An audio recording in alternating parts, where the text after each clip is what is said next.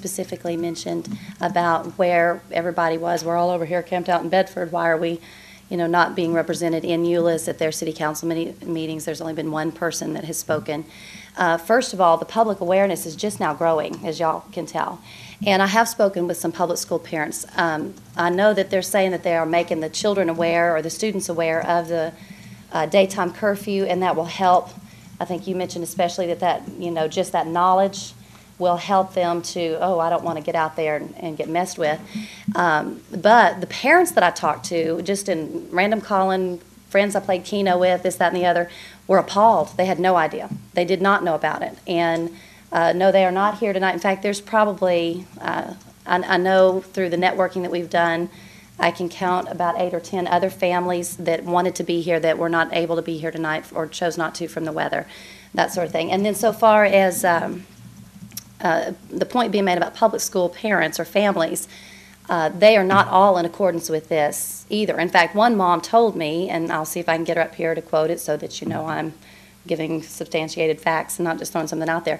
But she said, this is discriminatory to us, because I was telling her how it was affecting homeschoolers, but I don't believe it's a homeschool issue. I think it's a principle issue of principle about our liberties and, all the stuff we've gone over 1,000 times. But anyway, she said, no, this is discriminatory to us. We're the public school kids and, families. And I think, once again, I'll reiterate, this is a parent, teacher, child issue. They know who's being truant. They know who's left school or who's not there. Maybe in forming a coalition or getting together and leading the way to try to reconcile the truancy situation or put the quietus on it in their own minds is the penalties that you could assign to those specific truants. Maybe we need to tighten up this 10 times and you're out or 10 times and you're fined, those kind of laws on the books. And I would be willing, I will personally offer, I would be willing to help think through that or come and be a part of that. I think we're hearing Pastor John Tyler mentioned as well, which I have not met him before, but where are you?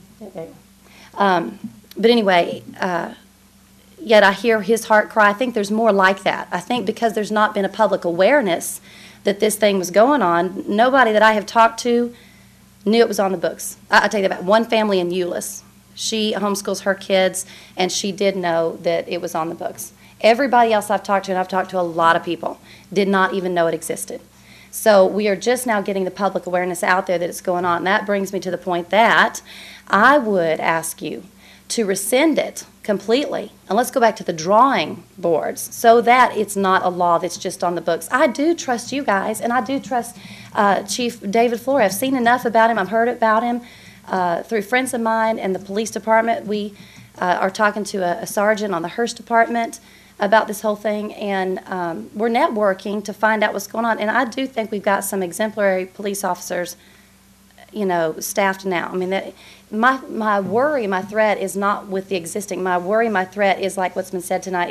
It's the letter of the law that's on the books that doesn't need to be there. They have the authority. I would think if you're truant, if you're a kid skipping school, you're already going to shy away from the police because they can already stop you and they can already take you back to school and you didn't want to be there, so you left. So those things are already going on. And I know you said that by them knowing, then it might deter it. That might be true, but that's what I'm saying. Let's implement something else that they know that will penalize them, that would make them think twice before they commit the crime of truancy. And let's take this broad blanket that we've thrown across the whole city off so that all this, threat, perceived threat, those sort of things is removed. Let's rescind it and then come back to the drawing board because it was enacted without public opinion and it affects the public. It affects every one of us, and every one of us that have children between 5 and 17. And I would ask that you would consider maybe that approach to it. I know that you are not wanting to do anything detrimental to, you feel like you've enacted something that was positive, it will have a positive effect on the families in need of help with their children. But I don't want the government, not you guys personally, so don't take it, but I'm talking about government helping me parent my children. Okay, I want it's really actually supposed to be, if you look at Scripture, the church's responsibility. It's supposed to be families that help each other. So if these people don't know those families that can help them out with their truant children, then I'll volunteer my family. I think this pastor's volunteering his service. I believe there's others that do have the time and effort and energy. The reason you're not seeing us over at Euless is because we haven't gone there yet. We are focusing here in Bedford because we just don't have the time. I mean, this has taken an immense amount of time and energy, and I have 9 children. I'm going to bring them to the next city council meeting because I want you to meet all of my children. Just for that, my oldest daughter, 14, she's been here a couple of times. She was so sad that she could not be here tonight because we couldn't get a sitter because of the weather, to drive over and help watch my kids. So she and my older kids are holding down the fort while we come and do this, and I would much rather be at home with popcorn watching a Fireproof debut today, with the kids. That's what I want to be doing. But I'm here because, yes, the passion is real. This is a real issue. I am not in opposition to your ideas. I just want to restructure them with you guys, if y'all would allow us to, and do something that is as positive as what you intended to set in motion. I believe in what he wanted to set in motion. I just think it was myopic in that he didn't intend any harm to anybody. I don't believe you did. I believe what you said, Dr. Turner, was that you didn't see this coming for 100 miles. Well, we kind of feel the same way. We didn't see, daytime curfew, and just the broadness of it. I don't even think rewriting a daytime curfew is an issue, not in my book. I don't want to, I want it off the books. I want the daytime curfew off the books is what I'm wanting to come back for. So, and then I do agree with what John Tyler said about asking us to just go with your decision tonight and walking on down the road. I'm not meaning it as a threat. Please don't take it as a threat. But I'm not walking back down the road and just leaving this as it is. You guys, one point was made, and I latched onto it, and I haven't had time to think about it tonight and put it into action. But you know what? All across Texas, there is a movement for daytime curfews to be implemented. It is happening, and it's kind of crazy why it's happening. I'm not saying it's a conspiracy. I'm not looking for a demon behind every door. But yet, that is the truth. That is going on all over Texas. So people are looking at it, saying, hey, it might be a good idea, and these cities are implementing. All over Texas, there have been violations or people wrongfully accused or wrongfully cited for it. All across Texas, there are lawsuits that have erupted here and there concerning this whole thing. I would love for Bedford to set a trend like a Canton, which is in the documentation my husband sent you guys, Canton Middle School, where all of a sudden we are seeing real statistics and real facts, not just guessing at what children are reacting to or responding to in a threat of a daytime curfew, but where we're taking real truants that are not there, and all of a sudden they're back in school and they're wanting to come to school. What changed their hearts? What changed their minds about that? It was, some stiffer penalties for that person individually.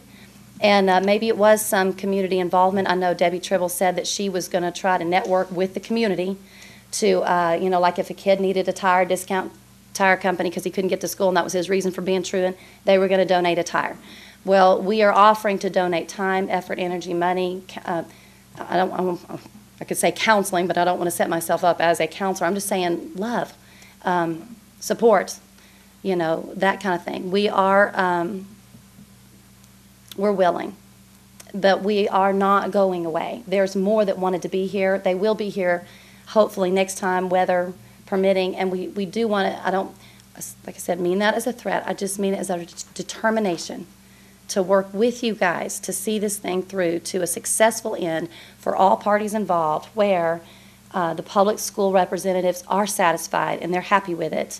You guys are satisfied and happy and feel like you have truly contributed to the community in the way that you want to do as holding your positions as city council members, and that we've been able to participate in some successful outcome, that this pressure and this intimidation is alleviated on private schools. It's not just it's not a homeschool issue. Homeschoolers have, led the fight. They're on the front lines, but there are more people involved and more people, represented in this group. And hopefully you will get a chance to hear from them as time goes on. So that's all I got to say. Thank you. Before you start, sir, Steve, what's